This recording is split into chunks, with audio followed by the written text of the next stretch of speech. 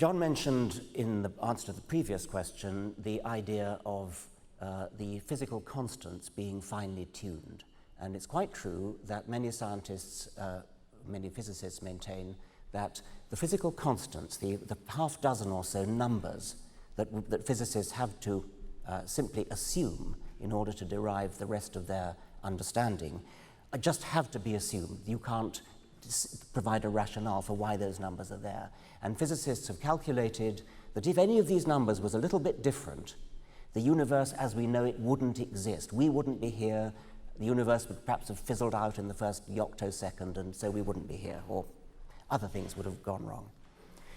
It's tempting, once again, to import the easy, facile idea of a designer and to say that the designer twiddled the knobs of the universe at the Big Bang and got them exactly right, got the gravitational constant right, got the strong force right, the weak force right, and so on.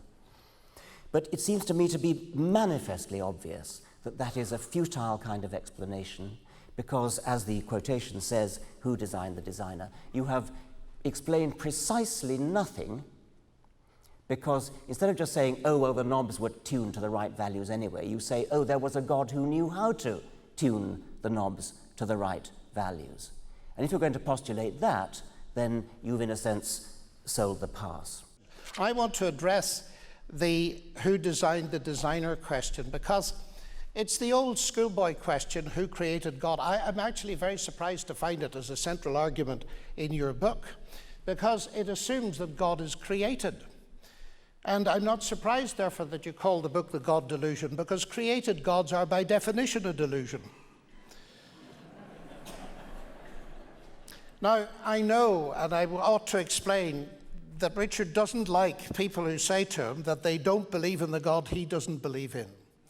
But I think that this is possibly touching a sore spot because you leave yourself wide open to the charge. After all, you are arguing that God is a delusion.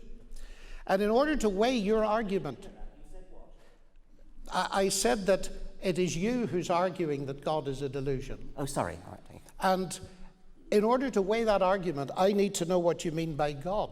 And if you say, if there is a God, you have to ask who created God, that means that you're reduced to thinking about created gods. Well, none of us believe in created gods, Jews, Muslims, or Christians.